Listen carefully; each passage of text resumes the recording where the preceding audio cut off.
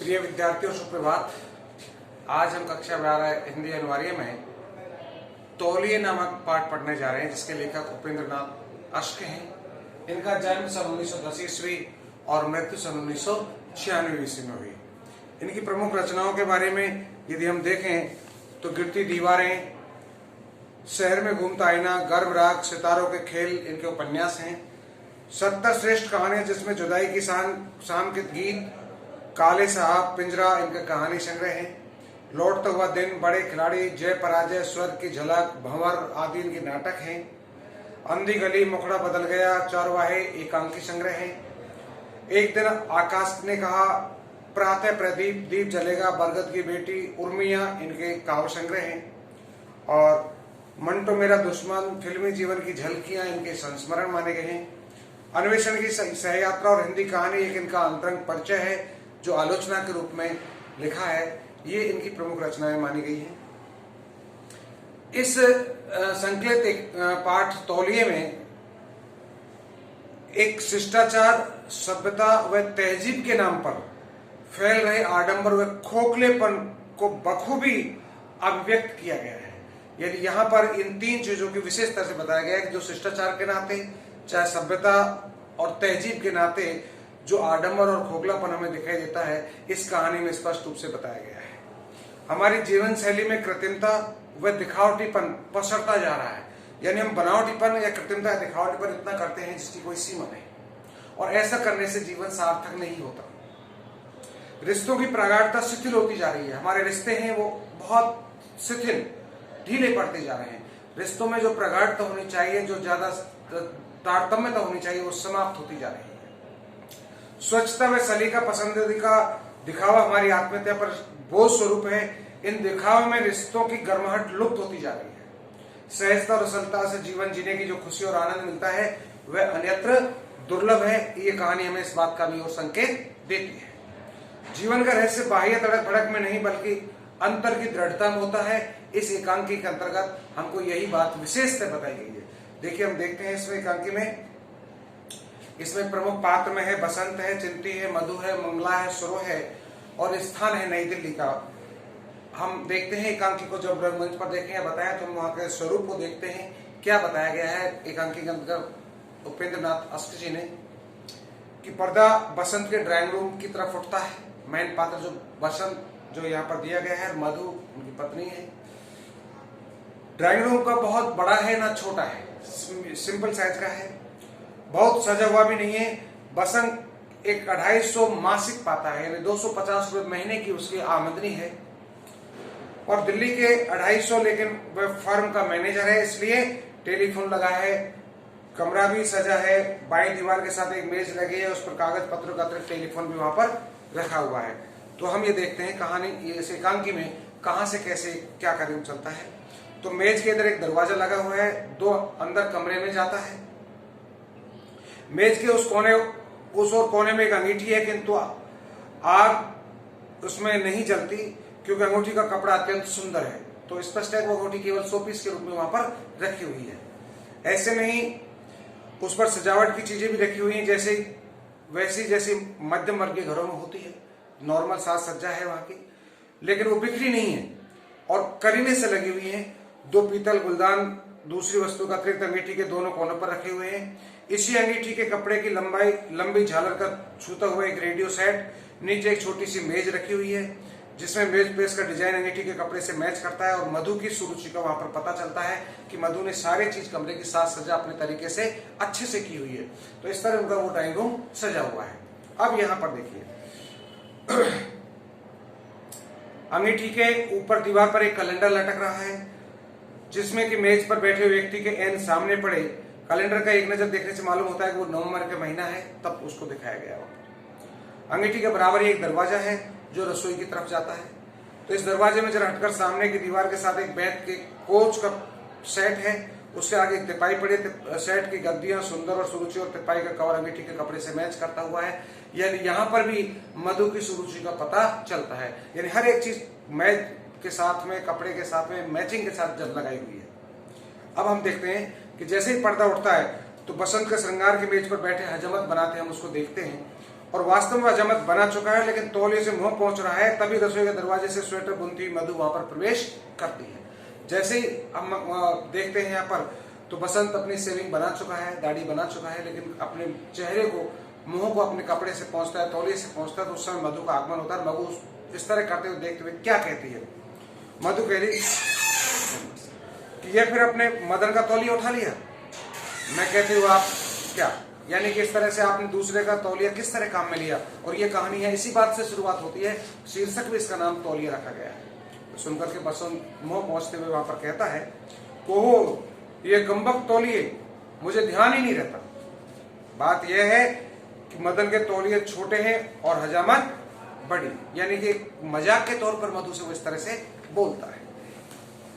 मधु भी एकदम इस बात से चिढ़ जाती है और चिढ़ करके वो, और हजामत के तौलिए कैसे हैं जी हाँ, जरा आंख खोलकर देखिए, हजामत के तौलिए कितने रंगीन हैं, बीच में तो धारियां पड़ी हैं जिनमें, और मदन के कितने सादे और गंदे। तो इस तरह से वो कहना चाहती है, तब में बीच में ही फिर और स्थिति बसंत कहने लगता है, लेकिन रोएदार तो वो है ही नहीं, यानी कि मैंने जिससे तौलिए से पूछा वो तो रोएदार है, सेविंग बनाने के लिए इस तरह के तौलिए मैंने अलग से लाया हुआ। तो इस तरह दोनों में नोकझोंक शुरू होती है। मधु भी फिर उसी व्यंग में बात करने लग जाती है और मधु बोलती है कि जी आंखें बंद करके आदमी दोनों का अंतर बता सकता है। मैं कहती हूँ कि ये दोनों अलग अलग है, मदन का अलग है और आपका अलग है। और उस बात को मानने के लिए बसंत तैयार था। बसंत फिर उसको एकदम से निरंतर होकर वास्तव में कहता है, वास्तव में मेरा ध्यान दूसरी तरफ था, मैंने देख नहीं पाया, लाओ मुझे हजामत का तौलिया दे दो, कहाँ है, मुझे दिखाई नहीं दिया। इस तरह से वो अपना एक व्यंग रूप में ही दिखाई ना देने का बहाना मधु के समक्ष करता है। मधु बोली कि यह तो टंगा है सामने, फिर भी आपको दिखाई नहीं दिया। बसंत बोला कि मैंने ऐनक उतार रखा है और ऐनक के बिना तुम जानते हो हमारी दुनिया सब बेकार, यानी हमें कुछ भी दिखाई नहीं देता। इस तरह से वो उनसे वार्तालाप करता है। मधु फिर उससे और ज्यादा चिढ़ती है, कहते हैं जी आपकी दुनिया को आपको दिखाई थोड़ी ना देता है, आप जाने किस दुनिया में रहते हैं, आप तो ऐनक नहीं, ऐनक हो तो कौन सा आपको कुछ दिखाई देता है, यानी आपके ऐनक भी आपके पास है तो भी आपको कुछ दिखाई नहीं देता। इस तरह की बात उनके प्रति मधु के द्वारा कही जाती है।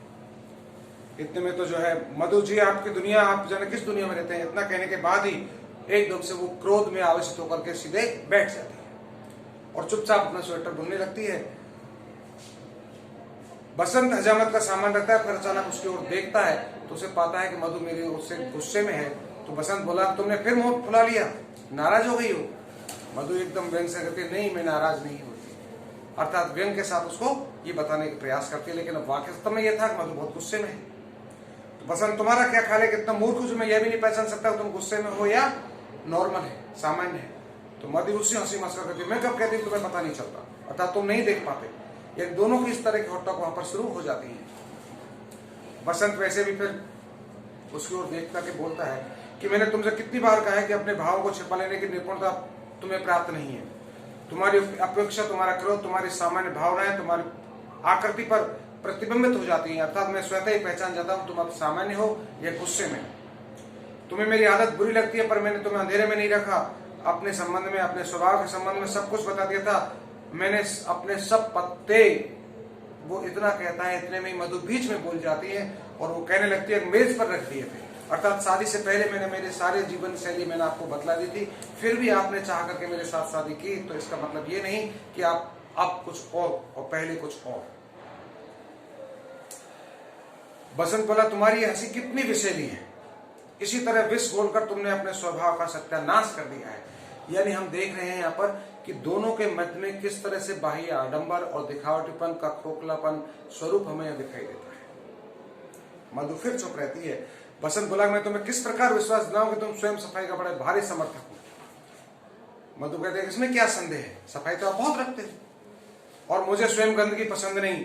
बसंत स्वयं आगे अपनी बात बढ़ाता है और कहता है, पर मैं तुम्हारी तरह यहाँ पर एरिस्टोक्रेटिक वातावरण में नहीं पला और मुझे नजाकतें नहीं आती। तो हमारे घर में सिर्फ एक तौलिया होता है और हम 6 भाई उसे ही काम में ले लेते हैं, यानी हम 6 भाई होने के नाते भी एक तौलिए से अपना काम कर लेते हैं। और तुम जो यहाँ आई हो तब से हम देख रहे हो हर एक के लिए अलग अलग तौलिया, नहाने का तौलिया अलग, शेविंग का तौलिया अलग, नॉर्मल प्रयोग में लाने के लिए तौलिया अलग, खाने के बाद अलग, रसोई में अलग। ये क्या, ये सब दिखावटीपन बसंत को पसंद नहीं है और यही बात इस एकांकी में आपको बताई गई है। मधु कहते हैं कि आप मुझे एरिस्टोक्रेट कहकर मेरा उपहास करते हैं। मैं कब कहती हूँ 10-10 तौलिए हों, बसंत 10 और किस तरह होते हैं, नहाने का अलग, हजामत बनाने का अलग, हाथ में पहुंचने का अलग, और फिर तुम्हारे और मदन के अलग और हैं तो उन सबके भी अलग। कितने कितने तौलिए इस परिवार में हम प्रयोग में लाने के लिए रख सकते हैं। तो मधु अपना बात पहलू बदल करके कहने लगे, लेकिन मैं पूछती हूँ कि इसमें दोष क्या है? जब हम खरीद सकते हैं तो हम क्यों ना 10-10 तौलिए रखें? कल परमात्मा ना करे हम इस योग ना रहें तो मैं अपने आपको दिखा दूं कि किस तरह गरीबी में भी सफाई रखी जा सकती है। तौलिए ना सही, खादी के अंगोछे सही, कुछ भी रखा जा सकता है, लेकिन जिस तौलिए से किसी दूसरे ने बदन पहुंचा हो उससे किस प्रकार कोई अपना शरीर पहुंच सकता है। अर्थात एक तौलिया जिसने काम में ले लिया दूसरा उस तौलिए को काम में नहीं ले सकता। ये सब साफ सफाई रखने की आवश्यकता है। बसंत कहता है, मैं कहता हूं कि हम 6 भाई एक ही तौलिए से बदन पहुंचते रहे, लेकिन तुम्हें कोई बीमारी नहीं लगी। मधु ने बोला, साहब हम में से किसी को कभी कोई बीमारी नहीं हुई। बसंत ने जवाब दिया। मधु बोली, पर चर्म रोग भी नहीं हुआ? बोला, नहीं, तुम्हें और बदन को तो कोई बीमारी नहीं। और फिर रोग किस तरह नहीं बढ़ता? मेरा बढ़ता है कमजोरी से। जब हमारे शरीर में रोग से लोहा लेने वाले लाल कीटाणु कम हो जाते हैं तब। चूहा सदन शाह की बात तो आप जानती हो कि वो किस तरह से वहां उस गांव में रह करके जोहड़ का पानी पी करके भी वहां के लोग कितने हट्टे मोटे ताजा मिलते थे। ये सर्वे में उनको पता चला। और जो बहुत साफ सफाई का ध्यान रखते हैं तो उनमें तरह तरह की बीमारियां भी पनपती हुई नजर आई। यानी कि केवल इन तौलियों का प्रभाव नहीं होता, ये केवल खाने पीने का और शरीर की पौष्टिकता के ऊपर आधारित होता है। तो आप केवल साफ सफाई को इसमें गौर में मत रखिए। इस तरह बसंत को फिर आगाह करता है, समझाने का प्रयास करता है। बसंत बोला, शिकार करने के विचार से कुछ अफसर चूहा सदन शाह गए थे, तो उनमें अमेरिका के एक रॉकफेलर ट्रस्ट के द्वारा वहां पर कुछ डॉक्टर भी थे। तो लंच के समय उन्हें पानी की आवश्यकता पड़ी तो बैरे ने आकर बताया कि गांव में कोई कुआं नहीं, कोई जोहड़, सब लोग जोहड़ का पानी पीते हैं। तो डॉक्टर को उसको विश्वास नहीं आया कि ऐसा भी हो सकता है, क्योंकि जोहड़ का पानी मैला चीकट था। ऐसी कोई भी बीमारी होगी जिसके पीछे उस पानी में कीड़े उस पानी में ना हो। और चूहा सदन शाह के जाट हष्ट पुष्ट और लंबे तगड़े वहां पर मिले। इसका कारण क्या था ये बताने का प्रयास किया बसंत ने मधु के लिए कि देखिए ऐसा भी था। तो मधु बोले, तो क्या आप चाहते हैं कि हम जोहड़ का पानी पीना शुरू कर दें? यानी कि हम भी इस तरह गंदे पानी को पीना शुरू करें आज से? ये सब कुछ जो साफ सफाई का मैं इतना ध्यान रखने की बात आपसे कहती हूँ, ये सब बेकार? बसंत बोला, नहीं, तुम इस बात पर अपनी विशाख हंसी बिखेर सकती हो और कुछ कह सकती हो। तुम्हें मालूम हो कि अमेरिका के डॉक्टर वहीं रहे और एक जाट के रक्त का उन्होंने विश्लेषण किया। मालूम हुआ कि उसमें रोग का मुकाबला करने वाले लाल कीटाणु रोग की मदद करने वाले कीटाणु से कहीं ज्यादा हैं। और उन्होंने वहां के लोगों की खुराक का निरीक्षण किया। पता चला कि अधिकतर दही और लस्सी का प्रयोग करते हैं और दही में बहुत सी बीमारियों के कीटाणु को मारने की शक्ति है। तो बीमारी का मुकाबला नजाकत और नसाफतों से नहीं होता, बल्कि शरीर में ऐसी शक्ति पैदा करने से होता है जो रोगाणुओं का मुकाबला करने की क्षमता अपने आप में रखते हों। इस तरह से बसंत मधु को समझाने का प्रयास करता है, पर बस मधु की समझ में कोई बात नहीं आती। वो हमेशा ऐसी गर्माहट में रहती है कि साफ सफाई के साथ साथ सबके अलग तौलिए या सब मतलब दिखावटीपन की स्थिति इस एकांकी में सबसे ज्यादा मधु की ओर से दिखाई देती है। तो आज अपन इस एकांकी में यहीं तक, इस एकांकी का शेष भाग अगले वीडियो में देखेंगे। तब तक के लिए धन्यवाद।